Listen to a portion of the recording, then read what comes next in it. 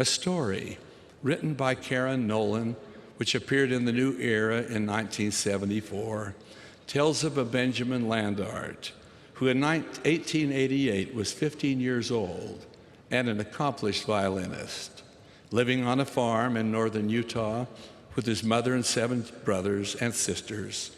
Was sometimes a challenge to Benjamin, as he had less time than he would have liked to play his violin.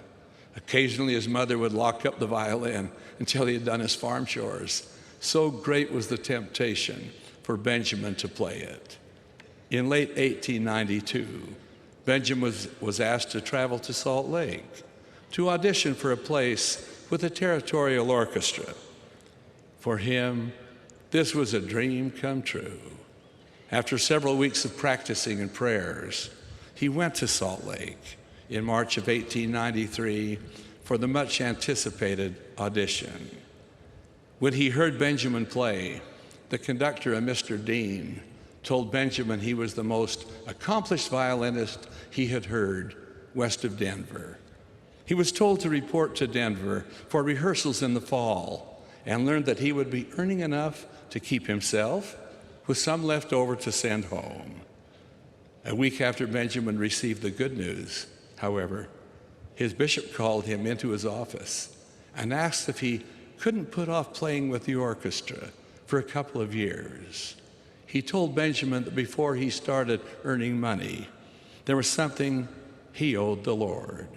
He then asked Benjamin to accept a mission call. Benjamin felt that giving up his chance to play in the territorial orchestra would be almost more than he could bear. But he also knew what his decision should be. He promised the bishop that if there were any way to raise the money for him to serve, he would accept the call. When Benjamin told his mother about the call, she was overjoyed.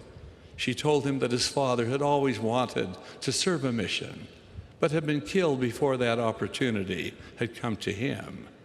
However, when they discussed the financing of the mission, her face clouded over. Benjamin told her he would not allow her to sell any more of their land. She studied his face for a moment and then said, "Ben, there is a way we can raise the money. This family has one thing that is of great enough value to send you on your mission. You will have to sell your violin."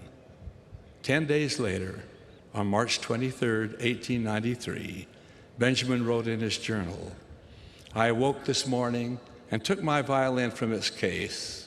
All day long I played the music I love. In the evening, when the light grew dim and I could see to play no longer, I placed the instrument in its case. It will be enough. Tomorrow, I leave for my mission." 45 years later, on June 23, 1938, Benjamin wrote in his journal, "The greatest decision I ever made in my life was to give up something I dearly loved to the God I loved even more. He has never forgotten me for it.